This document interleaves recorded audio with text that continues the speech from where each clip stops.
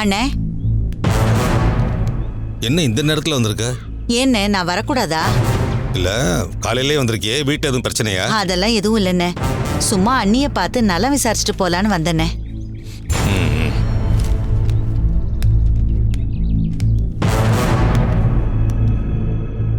அண்ணி வாங்க.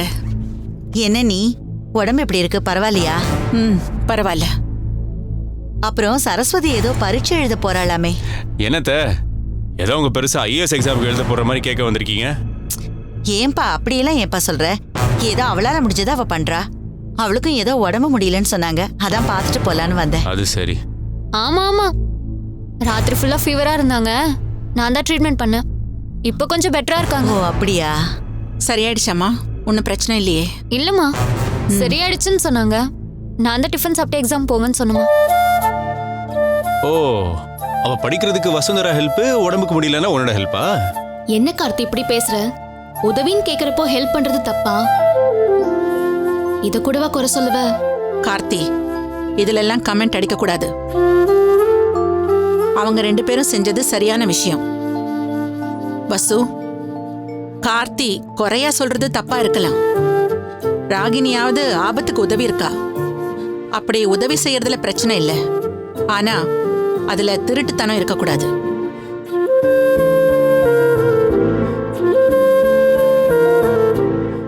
அவங்க இந்த வீட்டுக்குள்ள வரும்போது என்ன சொல்லி சேர்த்துக்கிட்டோம்? இந்த வீட்டுல இருக்கிற யாரும் அவங்க கூட அந்யோன்யமா பேசவோ பழகவோ மாட்டோம்னு சொல்லிதானே சேர்த்துக்கிட்டோம்.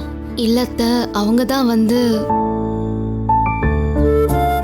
இதுவே முதலும் கடைசியுமா இருக்கட்டும். அண்ணி, நீங்க போய் பார்த்துட்டு வாங்க. சரிங்க நீ. உங்க குணம் அப்படியே ராகினி பாப்பா கிட்டயும் இருக்கு, வீட்டுக்கு வந்த வசுந்தரா பாப்பா கிட்டயும் இருக்கு. சரிம்மா, நான் காலேஜ் கிளம்புறேன்.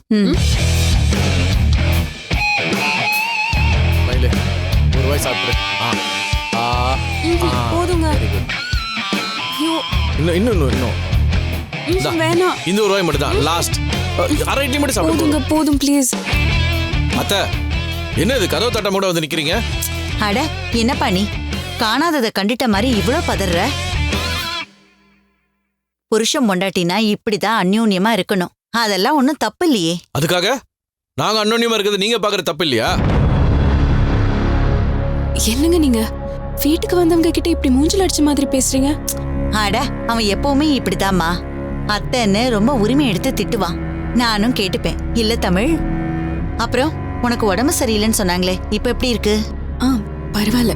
ஐயோ, உடம்புக்கு முடியாதப்ப பரீட்சை எழுதணுமா என்ன? இல்ல, இப்ப நான் நல்லா தான் இருக்கேன். என் மேல நீங்க எல்லாம் கோவமா இருப்பீங்க. இவ தானே நம்மள படிக்கலன்னு சொல்லி காட்டி கொடுத்துட்டான்னு நினைப்பீங்க. என்னைக்கா இருந்தாலும் அந்த உண்மை பெரியவங்களுக்கு தெரிஞ்சிரும்னு நினைச்சேன், அதனாலதான் நானே சொல்லிட்டேன். நாரதர் கலகம் நன்மையில முடியும்னு சொல்லுவாங்க. இப்ப பாத்தீங்களா, நீங்களே படிச்சு பாஸ் பண்ணணுங்கிற முடிவுக்கு வந்துட்டீங்கல்ல. அண்ணி இன்னைக்கு கோவமா இருப்பாங்க, நாளைக்கு அதெல்லாம் சரின்னு சொல்லிடுவாங்க. ஆனா இந்த உண்மை என்னைக்கா இருந்தாலும் தெரிஞ்சுதானே போகும். பின்னால தெரிஞ்சா பிரச்சனை இன்னும் பெருசா இருக்கும்ல.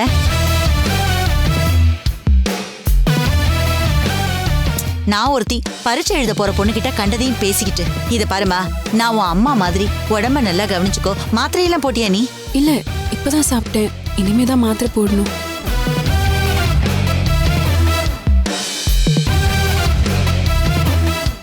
நல்லா படிச்சிருக்க இல்லம்மா? நல்லா படிச்சுக்கணுமா, பொம்பளை பிள்ளைங்களுக்கு படிப்பு தான் ரொம்ப முக்கியம். தமிழ், நீ ஏன் தட்டை கையில வச்சிட்டு இருக்க? போ, முதல்ல கை கழுவு போ. ஒரு நிமிஷம் வந்துடுறேன்.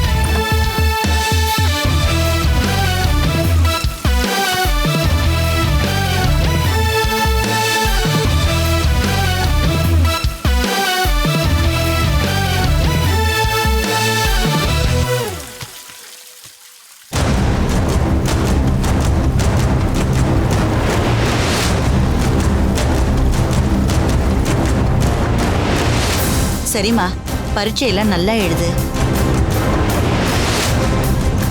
ஆமா, ஏற்கனவே பரீட்சை எழுத போகும்போது ரொம்ப முடியாம போயிடுச்சுன்னு கேள்விப்பட்டேன். மாத்திரை சாப்பிடணுவா?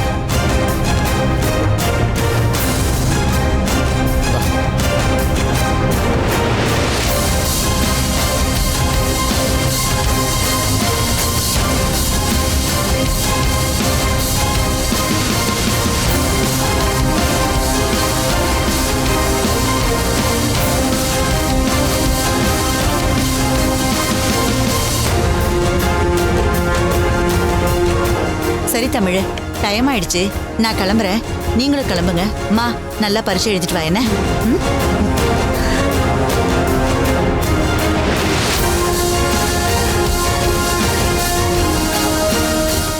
படிச்சு பாஸ் பண்ணி MBA டிகிரி வேற வாங்க போறியா?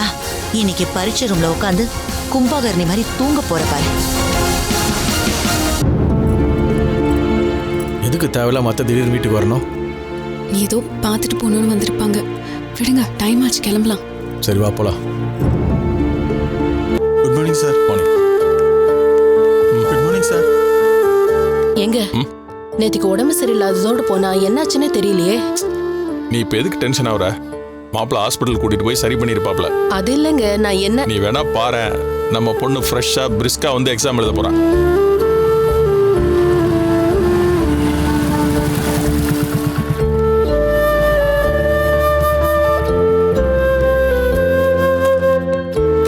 சரஸ்வதி, இப்ப எப்படிமா இருக்கு? டாக்டர் பாத்தியா? உடம்புக்கு ஒண்ணும் இல்லையே? இன்ஜெக்ஷன் போட்டியா? மாத்திரை மருந்தெல்லாம் கரெக்டா சாப்பிட்டியா நீ? கொஞ்சம் மூச்சு விட்டாது பேசுங்க. இல்ல மாப்பிள்ள, அவ முகமே சரியில்லை, ஆளே ஒரு மாதிரியா இருக்கா. அதான் எனக்கு ரொம்ப பயமா இருக்கு. நேற்று சாயந்தரமே ஒரு டாக்டர்கிட்ட காட்டிட்டு தான் போனேன். அப்புறம் நைட் ராகினி கூட இன்ஜெக்ஷன் போட்டு விட்டா. இப்ப எப்படிமா இருக்கு உனக்கு? காய்ச்சல்லாம் ஒன்றும் இல்லை, ஆனா உடம்பு டயர்டா இருக்கு. தூக்கமா வர மாதிரி இருக்கு, ஏன்னு தெரியல. உடம்பு சரியில்லாம இருந்தது இல்லம்மா, அதனாலதான் அப்படி இருக்கும். ரொம்ப டயர்டா இருந்த ரெஸ்ட் எடுத்துக்க. இல்லப்பா, அதனால முடியாது. கண்டிப்பா எக்ஸாம் எழுதியே தீருவேன். எதுக்குடி இவ்ளோ அடம் பிடிக்கிற நீ? ஏன்னா உங்க மாப்பிள்ளையோட கௌரவத்தை காப்பாத்துறதுக்காக தான் நான் இந்த சபதத்தையே போட்டிருக்கேன். அப்படி என்ன தாண்டி நீ சபதம் போட்ட? அம்மா, எனக்கு இத்தனை நாள் படிப்பு வராதது கூட இதுக்காக தானே தோணுது. அவரோட கௌரவத்தையும் நான் காப்பாத்தணும், போட்ட சபதத்தையும் நான் ஜெயிக்கணும். அம்மா, உன்னை படி பாஸ் பண்ணுன்னு நான் சொன்ன காலமெல்லாம் போயிடுச்சு. உடம்பு ரொம்ப முக்கியம். அடுத்த தடவை கூட பாஸ் பண்ணிக்கலாமா? இப்போ சொல்றேன்ப்பா, இது எனக்குங்கிறத விட தமிழோட கௌரவத்தை காப்பாத்துறதுக்காக இதை என்னால விட்டு கொடுக்க முடியாது. அம்மா, தண்ணி இருக்கா? தரேன். எங்க உங்க கர்ச்சீஃப் கொடுங்க. எதுக்கு? கொடுங்க. இந்தா. நான் எப்படியாவது இந்த எக்ஸாம்ல பாஸ் பண்ணணும். தூக்கம் வந்து அதை கெடுத்துடக்கூடாது இல்ல. அப்படியே தூக்கம் வந்தாலும் இந்த ஈர துணியை வச்சு நான் சமாளிச்சுப்பேன். அம்மா, இந்தாங்கம்மா. இப்படிலாம் கஷ்டப்பட்டு எக்ஸாம் எழுதணுமா? வேண்டாம், சொன்னா கேளு, அடம் பிடிக்காத. அப்பா, எனக்கு ஒன்றும் ஆகாதுப்பா, நீங்க தைரியமா இருங்க. நான் எக்ஸாம் எழுதிட்டு வரேன். கொடுங்க. பார்த்து.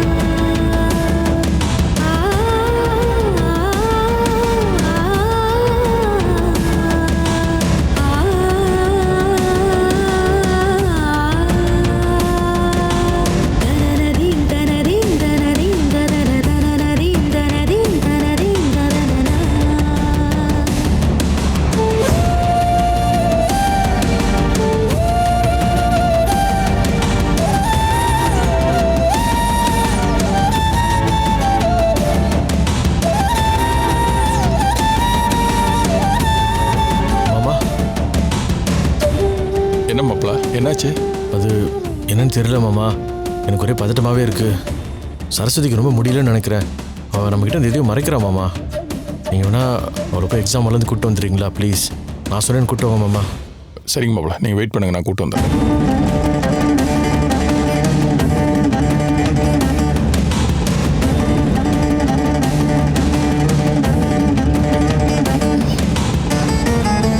உடம்பு முடியல, நீ கிளம்பலாமா? வெளியே உன் ஹஸ்பண்ட் வெயிட் பண்றாரு, உடனே வர சொன்னாரு. இல்ல, என்னால முடியும், நான் எழுதுறேன்.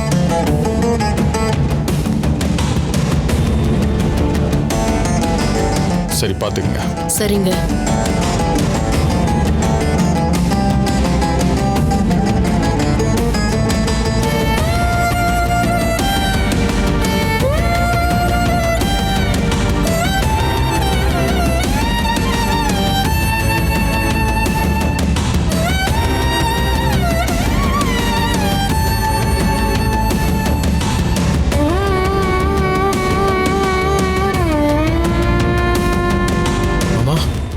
என்னாச்சு? அவ எங்க? இல்ல, அவ எக்ஸாம் எழுதிட்டு இருக்கா, பிடிவாதமா இருக்கா, வரமாட்டா. எப்படி இன்னும் கொஞ்ச நேரத்துல எக்ஸாம் முடிஞ்சிடும், அவளே வந்துடுவா. வெயிட் பண்ணுங்க. சரி.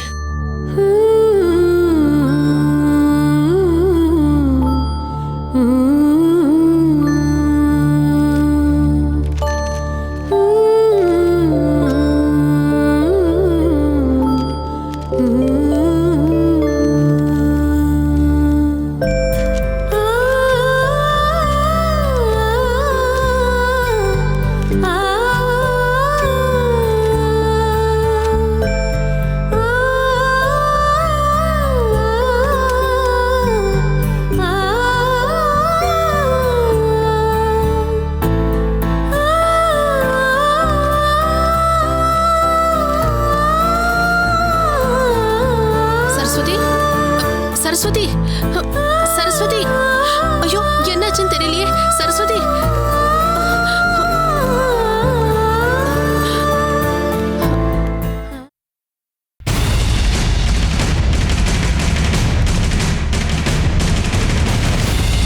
சரஸ்வதி, சரஸ்வதி, என்னாச்சு? மயக்கம் போட்டு விழுந்துட்டாங்க. சரஸ்வதி.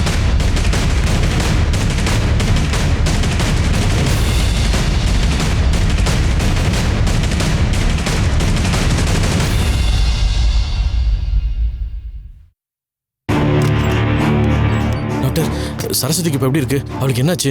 பயப்படுற மாதிரி ஒண்ணும் இல்லையே. இருங்க, பதறாதீங்க. பயப்படுற மாதிரி ஒண்ணும் இல்ல. அதுக்குள்ள டாக்டர், இதுக்கு முன்னாடி அவளுக்கு இந்த மாதிரி நடந்ததே இல்ல. அதான். நல்ல வேளை ஸ்கூல்ல நடந்துச்சு. இதே ரோட்ல போறப்ப இப்படி நடந்திருந்தா, என் பொண்ணுக்கு இப்படி பிரச்சனை மேல பிரச்சனை வந்துட்டே இருக்கு டாக்டர். அவளுக்கு ஒன்றும் ஆயிடாது இல்ல. முதல்ல பயப்படாதீங்க, சீரியஸா எதுவும் இல்ல. அவங்க இப்ப நல்ல டீப் ஸ்லீப்ல இருக்காங்க. மத்தபடி ஒரி பண்ற அளவுக்கு ஒன்றும் இல்ல. அவ எக்ஸாம் கிளம்புறப்போவே ஒரு மாதிரி தூக்கமா வருதுன்னு சொல்லிக்கிட்டே இருந்தா. அவ ரொம்ப கஷ்டப்பட்டுக்கிட்டே இருந்தா. ஆனா எக்ஸாம் நல்லபடியா எதுன்ற வெறியோடவே இருந்தா. பட் அவளால முடியவே இல்லை. நீங்க பயப்படுற அளவுக்கு பெரிய பிரச்சனை எதுவும் இல்ல. ஏதாவது ஸ்லீப்பிங் டோஸ் எடுத்துக்கிட்டாங்களா? அதெல்லாம் ஒன்றும் இல்லை டாக்டர். நேற்று உடம்பு சரின்னு உங்ககிட்ட தான் காட்டணும். அப்போ நீங்கள் எழுதி கொடுத்த மாத்திரம் தான் அவளுக்கு வாங்கி கொடுத்தேன். அப்புறம் ராத்திரி ஜுரம் ரொம்ப அதிகமாகிடுச்சு. அப்போ என் தங்கச்சி ராகினி, அவர் மெடிக்கல் ஸ்டூடெண்ட் தான். அப்போ அவள் எழுதி கொடுத்த இந்த இன்ஜெக்ஷன் தான் அவளுக்கு போட்டா. இது நார்மலா ஜுரத்துக்கு போடுற இன்ஜெக்ஷன் தான். இதனால ஒன்றும் பிரச்சனை வராது. அவங்க பிளட் ரிப்போர்ட்லாம் ஸ்டடி பண்ண, அவங்க ஸ்லீப்பிங் டோஸ் எடுத்துக்கிட்ட மாதிரி தான் இருக்குது. ஆனா நான் எதுவும் சஜஸ்ட் பண்ணலையே. உங்க தங்கச்சி போட்ட இன்ஜெக்ஷன்லயும் தூக்கம் வர்றதுக்கு சான்ஸ் இல்லை. உங்களுக்கு தெரியாம அவங்க ஏதாவது... சச்சா, அந்த மாதிரிலாம் எதுவும் இல்லை டாக்டர். ராத்திரி முழுக்க நான் அவ கூட தான் இருந்தேன். அவளுக்கு தேவையான மாத்திரை கூட நான் தான் கொடுத்தேன். ஓகே. அப்ப அவங்க கண்ணு முடிச்சதுக்கு அப்புறம் கேட்டாதான் தெரியும். இனிமே பயப்படுறதுக்கு ஒன்றும் இல்லை. அவங்க தூங்கி எழுந்ததும் நார்மல் ஆயிடுவாங்க. நீங்க பாத்துக்கோங்க. சரி டாக்டர்.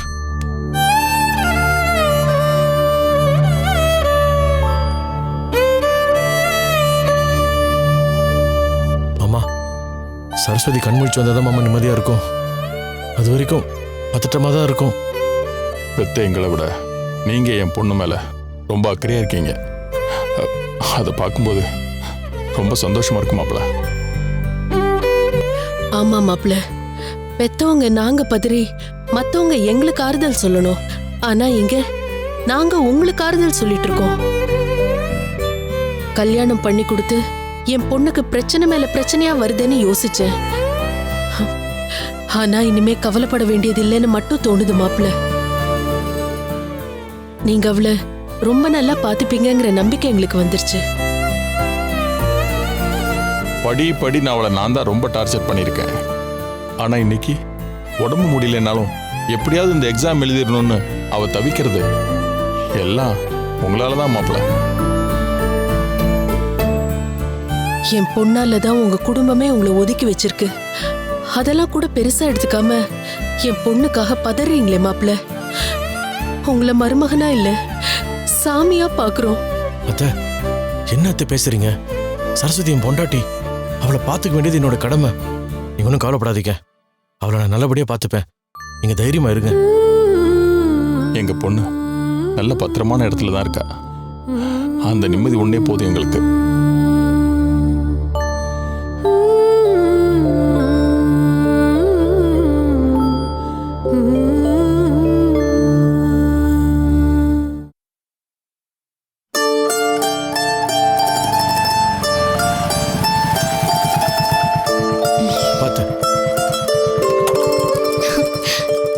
சரஸ், எக்ஸாம் எப்படி எழுதுனீங்க?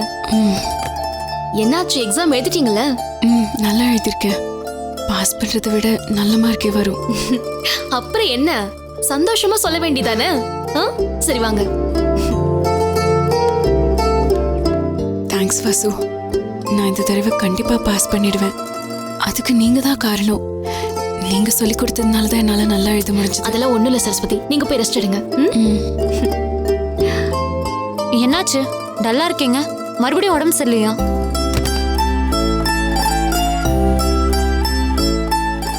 ஆமா, நேத்தை விட எனக்கு ரொம்ப மோசமா இருந்தது.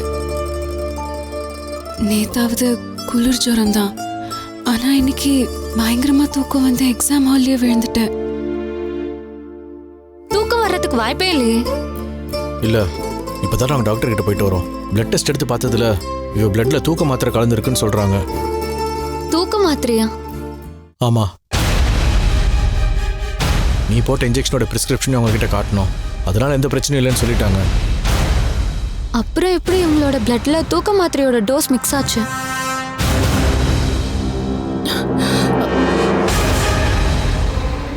ஒருவேளை விடிய விட கண்ணு முடிச்சு படிச்சதுனால அங்க போய் தூக்கம் வந்துருச்சோ? தெரியல, ஆனா கண்டிப்பா தூக்க மாத்திரையோட டோசேஜ் அதுல இருக்குன்னு டாக்டர் சொல்லிட்டாங்க. இல்ல, எனக்கு புரியவே இல்லையே. சரி விடுங்க. அதான் உடம்பு முடியாதோட பரீட்சை எழுத வேணான்னு சொன்னோம், கேட்கல. எங்கள் பேச்சை கேட்காம நீங்களே போய் உங்கள் உடம்பை கெடுத்துட்டு வந்திருக்கீங்க. நல்லபடியாக பரீட்சை எழுதியாச்சுல்ல, வாங்க. அத்தை, நேத்துக்கு நீங்க ஃபோன் பண்ணி விசாரிச்சீங்க. இந்த வீட்டில் இருக்கிறவங்க மேல எனக்கு அக்கறை இருக்குன்னு சொன்னீங்க. இப்பவும் உங்களுக்கு அதே அக்கறை இருக்கும். இந்த வீட்டில் இருக்கிறேன்னா உங்களுக்கு கட்டுப்பட்டு தான் நடந்துக்கிறேன். அதனால சொல்ல வந்த விஷயத்த சொல்லிடுறேன். நான் நல்லபடியா எக்ஸாம் எழுதிட்டேன் அத்தை. பாஸ் பண்ணிடுவேன், நல்ல மார்க்கே வாங்குவேன். இத்தனை நாளா எனக்கு இருந்த கெட்ட பேரை கண்டிப்பா மாத்திருவேன் அத்தை. ஏதோ நல்லது நடந்தா சரி.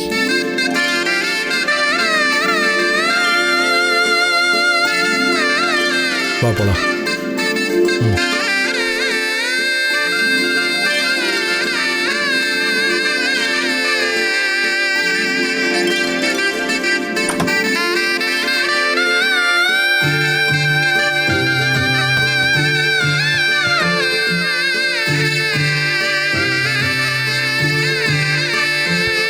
சரஸ்வதி, டாக்டர் பிரிஸ்கிரைப் பண்ண மெடிசனை தவிர வேற ஏதாவது சாப்பிட்டியா? நான் எதுவும் சாப்பிடலையே. நீங்க தானுங்க மாத்திரை எடுத்து கொடுத்தீங்க, நான் தான் சாப்பிட்டேன். இல்ல, டாக்டர் கொடுத்த மெடிசன்ஸ்ல எந்த சைடு எஃபெக்டும் இல்ல, ராகினி போட்ட இன்ஜெக்ஷன்ல எந்த சைடு எஃபெக்டும் இல்ல. அப்புறம் எப்படி உனக்கு மயக்கம்?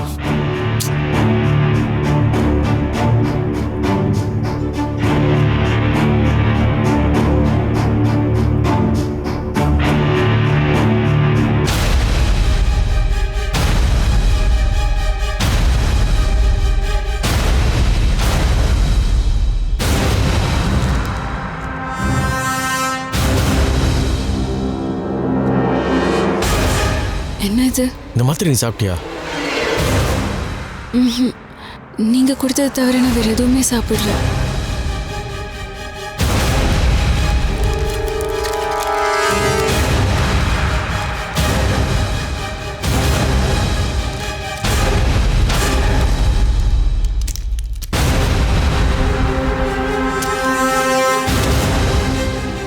டாக்டர் கொடுத்த ப்ரிஸ்கிரிப்ஷன் படி இங்கே இருந்த மாத்திரை தான் நான் கொடுத்தேன். புதுசாக இது எங்கேருந்து வந்துச்சு? அதுவும் தனியாக கிழிச்சு போட்டு டஸ்ட்பின் பக்கத்தில் இருக்கு. எனக்கு ஒன்றும் புரியலங்க. ஒரு நிமிஷம் இரு.